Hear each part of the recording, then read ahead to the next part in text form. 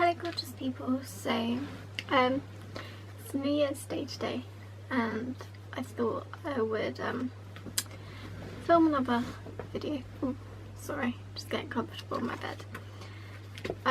I've got my little book here, so if I keep looking down, that's why. So yeah, sorry. So today I thought I would do a video about choosing real recovery from anorexia and completely letting go. Because yeah, it's my new year, fresh start. So yeah, anyway, I'll just get straight on, and I'm sorry if I ramble and stuff, but I kind of want to get all my points across, so yeah, sorry.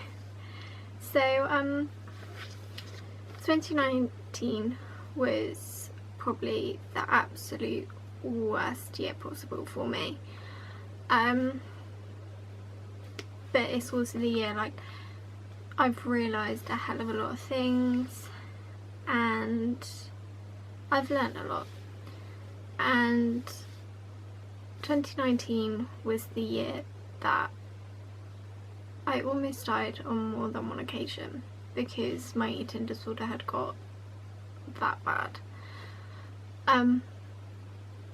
So yeah, so coming into 2019 I was in the midst of like one of my biggest relapses that I've ever had, and for the first time ever it got to a point where my mum literally couldn't get me to eat anything other than fruit, and that was the first time ever she'd not been able to get me to eat anything other than that.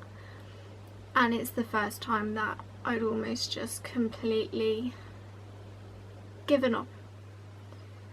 As kind of a result of that, I ended up getting sectioned at the beginning of March and placed into a general hospital. For a month I completely did the whole set timescale for a section 2. If you're under a section 2, you're like, basically you have no rights for a month, and then it's reviewed. You either have your section lifted or you get placed onto a section 3.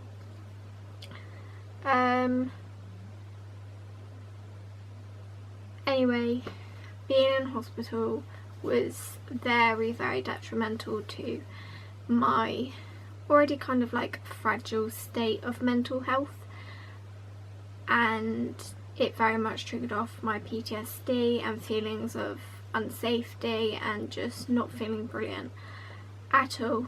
So I did literally eat and get weight on me solely to get out of hospital, which I am telling you now is not a good thing to do, because your eating disorder plays tricks with you, and it definitely did with me. It made me think that when I came out of hospital everything would be fine, I would be fine, and it was the complete opposite.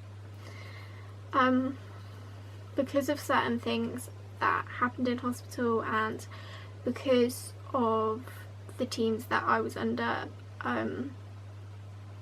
issues kind of got made between me and my parents. So when I was eventually discharged from hospital, I had moved out of my parents' house and moved in with somebody else, which looking back now was not a very good move at all for me and my mental state.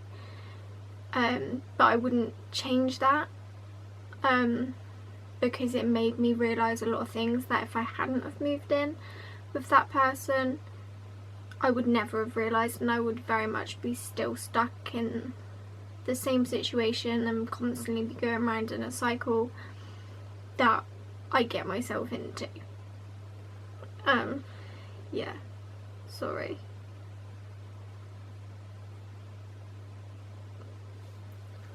Anyway, like I said, there was a lot of tension between me and my family, and like I very much did push them away a lot, and for the first time ever I'd been without the person who is my main support and has always been my main support and has always fought my battles, and when I haven't had anybody else has always been there and always had the belief in me, and the one person who in the family has never called me manipulative or selfish or ever blamed me for it, and that was my mum.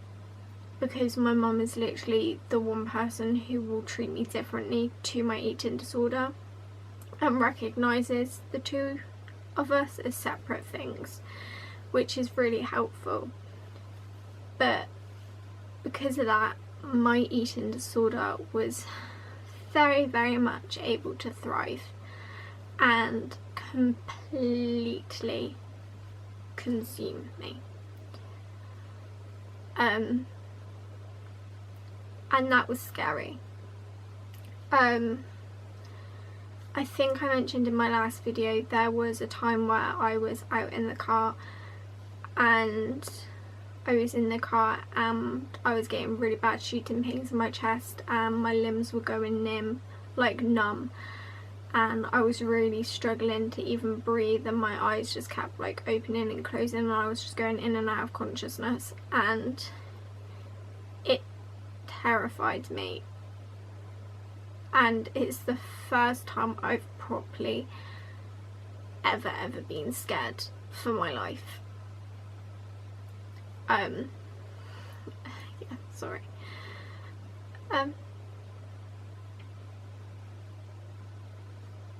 So yeah, at that point, one, I'd reached the lowest weight I've ever reached, and that isn't what defines how ill you are. Your weight does not define whether you are ill or not, because it is a mental health issue. But because my mental state had been left to fester, I'd been left on my own. When I go downhill, it happens extremely fast, and my weight is something which takes a drastic hit, and it particularly did this year. It's the worst I've ever mentally got. I've got myself to a point my memory was completely and utter shit. I was not understanding anything anybody was saying. I could barely even construct a sentence or physically speak. And it's the worst my mood and feelings have ever been. And I'd got myself to a point where I was just wishing every single night that I wouldn't wake up, because I couldn't bear to live like it anymore, and I didn't see a way out, and I couldn't see a way out. Now, lucky for me, my mum is the type of person who just kept messaging me and kept pushing and pushing and pushing, and because of that I did go to her, and for the first time ever I realised I was ill. Never before have I believed I've been ill, never before have I properly believed I'm anorexic, but it's the first time I believed it, and I could openly admit and say, yeah, I have anorexia. And it's the first time I've ever gone to someone and been like, I need help, mum, like I really need help, I'm not well. And I think it was end of October this year, not this year because it's 2020 now, October 2019, end of it, I moved back in with my parents, and it's probably the most bravest, scary thing I've ever done, but it's the right decision that I have made, and I know this now, like I really do. Sorry, I'm gonna have to put my glasses on because I can't see what I'm reading, and I hate myself in glasses, but oh well, it's fine. Sorry.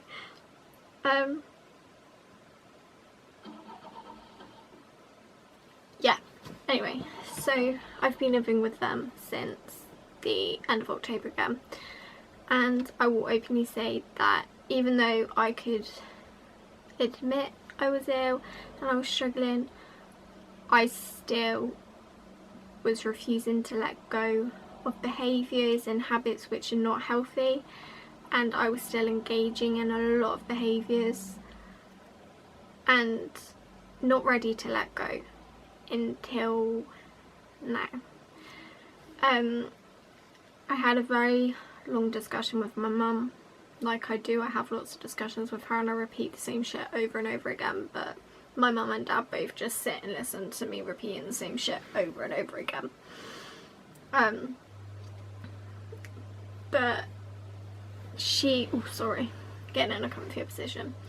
She basically voiced her concerns to me at saying she was worried that anorexia was going to take my life, either through me having my organs shut down or I would have an even darker day and things just getting too much for me and I end it.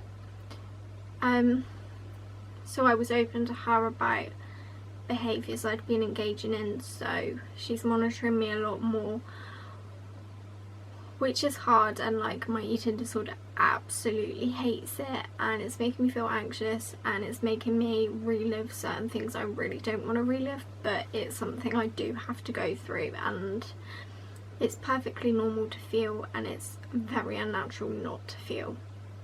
And emotions is very much something I've tried to suppress for a long time, and because of that, when my feelings do start to come back when I eat, they're extreme and I do not know how to handle them, which is why I do need therapies, but they're not ever really given to me, which is a complete whole other subject, so I'm not going to get into it in this video because otherwise this video would be really long, but I will make a separate video on it if anybody wants me to.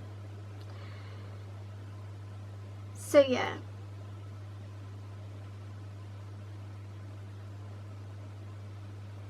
so now on to the whole topic of this video.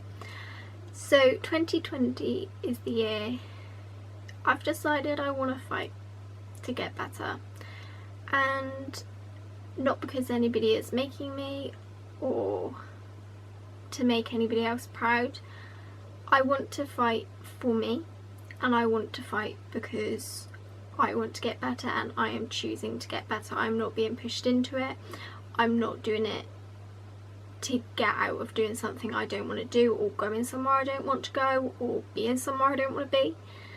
I'm doing it solely because I want to and I am picking to, and that you have to do. Nobody can force you. You have to pick it for yourself. Yeah, you can be admitted to an inpatient, they could tube you, they can make you gain weight, but that's not recovery.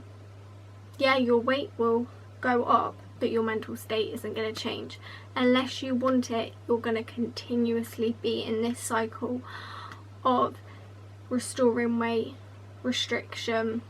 It's just going to go round and round in circles, and the more it goes round and round in circles, the worse it's going to probably go each time you take a step backwards, which is very much what I've noticed with myself.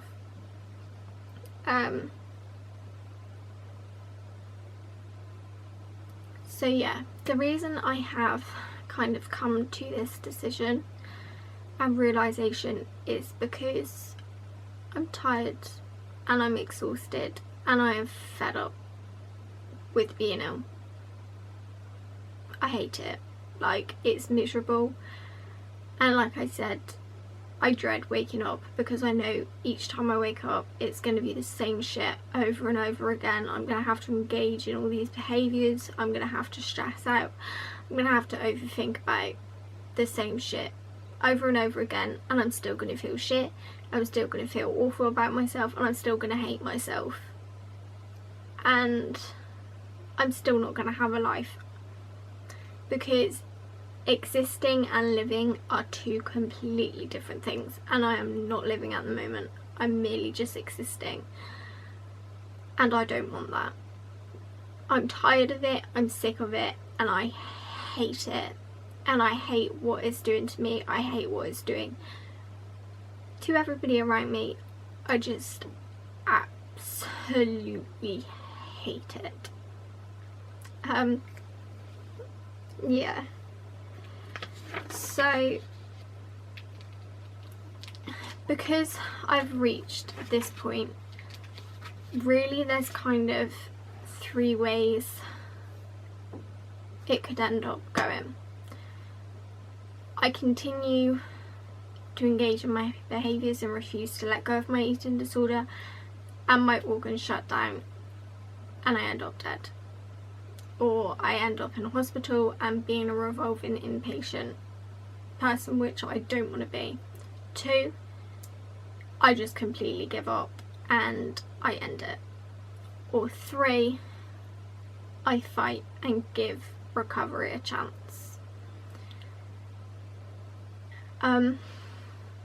Now, like my parents always say to me, I was born fighting and I was born a fighter, and that is what I need to do, and that is what I'm choosing to do. I have had a hell of a lot of shit happen to me in my life. I've had a hell of a lot of people use and take from me and abuse me, and I am sure as hell not gonna let this stupid anorexia kill me or destroy me. It's not gonna happen at all. I'm not letting it.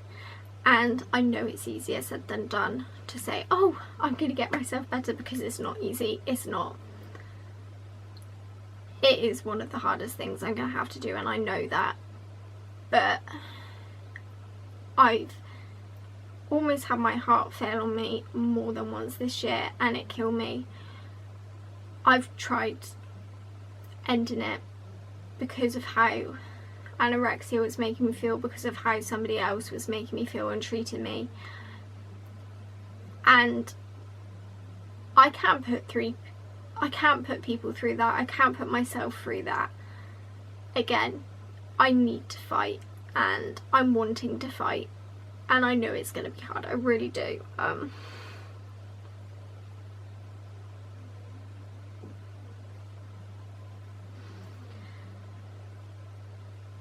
Yeah, sorry, I just feel like this is a bit all over the place. But this year I keep saying this year, it's so confusing.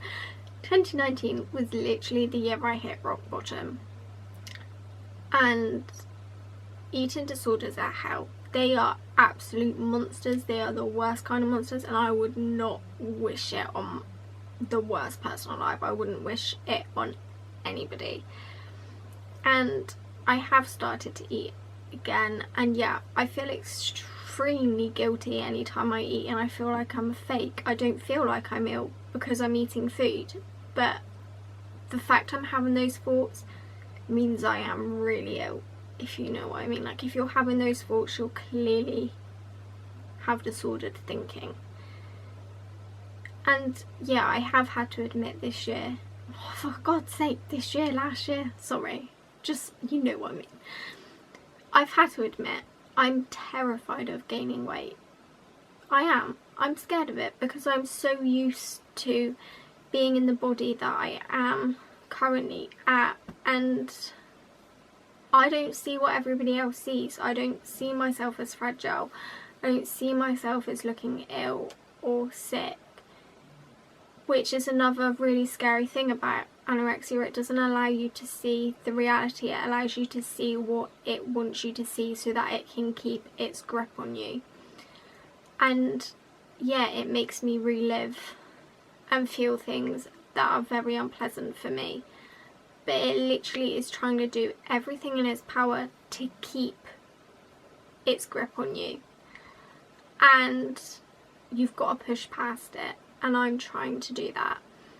And you need to be open with people, and you need to talk to people about what the hell is going on in your head, because the more you let it just play in your head and keep it to yourself, the more control your eating disorder can have on you, because it likes the secrecy, it likes everything being hidden, and it likes you being isolated to being completely alone with nobody else. So yeah, I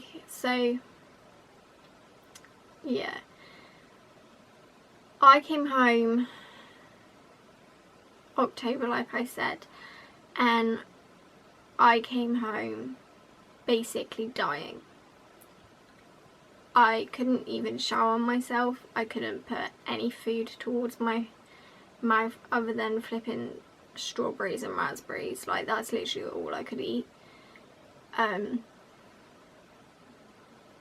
I had no confidence in myself. I would just be crying all the time, and I was scared all the time. I couldn't even sit properly because it was just so painful. And I don't know, I was just in the worst place possible that I could be. But my parents and my sister have been sat with me, and they've supported me through meltdowns, they've supported me through getting angry, through crying, through shaking while trying to eat, through storming off. Like, they've stuck by me through it all. And yeah, I've now got myself to a point where I'm eating 3 meals and I'm eating some snacks during the day, but it's still very much disordered, still very much restrictive.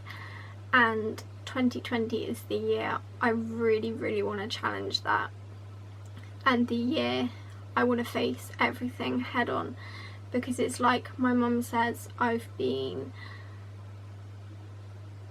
being gentle about it, and every time I have to put an increase I freak out and I end up compensating somewhere else during the day. So I need to face it head on and just rip the plaster right off and try and deal with it.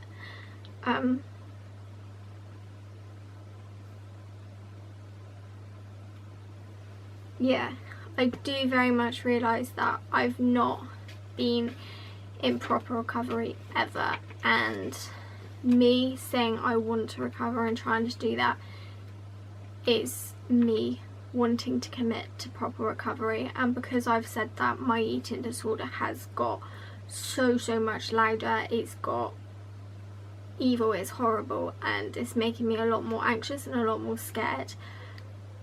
But that's because it knows it's going to lose the control it has over me. I don't think I'm ever going to be without the voice in my head, because it's been there so long, but I do have the belief that I can be in control of it and I can live a functional life and not let it affect every aspect of my life. Because anorexia, if you give into it, or any eating disorder, if you give into it, there is not an aspect of your life it doesn't affect. It affects every aspect of your life possible. It destroys you. It destroys every aspect of your life, and it doesn't give you happiness at all. So these are my goals for this year. Oh, sorry, the clip's running over, so I have to start filming it again. Hi, I'm back again, sorry. So yeah, my goals for 2020 and to continue on from 2020 is 1. Face my fear of weight gain head on and accept that it has to happen, and it's not gaining weight, it's restoring weight.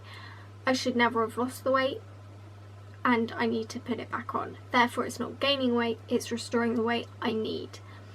And it's restoring me. It's restoring who I am. It's restoring Molly back to Molly and not Molly being consumed by anorexia. 2 is to challenge all of my fear foods head on and keep challenging them until they are no longer a fear. Because anytime I've gained weight in the past, I've done it in such a restrictive way. I still have so many fear foods, and that does restrict my life as well. 3 is to never ever allow toxic people into my life again and allow somebody to control me or do whatever the fuck they want to me, because that feeds my eating disorder a lot, and it allows my eating disorder to make me go on to self-punishment mode and self-destruct mode. Number 4 is to rediscover who I am, what my likes and dislikes are, and learning to actually live again, because I haven't lived for pretty much 10 years. 10 years I've lived my life by the rules of anorexia, and like, I haven't had a teenage life at all. I have not experienced a lot in my life, and that's really sad, and 2020, I want that to be the year I start doing that. So yeah, those are my goals for this year. Oh, and my other goal is to learn to love myself and not be in so much self-punishment mode, because I don't know what it is that I feel I need to punish myself for, but I do. And I really need to learn to show myself a bit of love and self-respect, and yeah. So those are my goals, and I do believe anybody can recover. Anybody can do that, but you have to choose it yourself. You have to want it, and it's not going to be easy. It's not going to be an easy choice to make, but you have to choose it yourself. You have to want it, and you have to put your full into it, which is what I am going to do. And despite what your eating disorder may tell you, it's not your friend. It's not going to bring you happiness. Its only goal is to destroy you, and it will do anything in its power to do that. You're never going to meet up to its standards, you're never going to please it, and you're never going to satisfy it. There's no such thing as perfect in the eyes of your eating disorder. What it sets you as your goals, it's never going to be happy with that, and it's never going to bring you happiness. It will take everything away from you until it's destroyed you. And it's going to be a long journey, and it's going to be hard, but I am making these videos to kind of document my journey so I can look back on it, and if I can help anybody as well, that's kind of what I want to do. But we can do this together, and if anybody has any video suggestions, please put them in the comments below.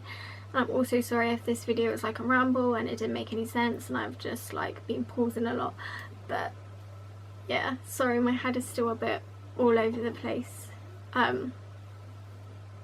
Yeah, so stay strong, stay positive, have an amazing 2020, and remember, you're all absolutely gorgeous.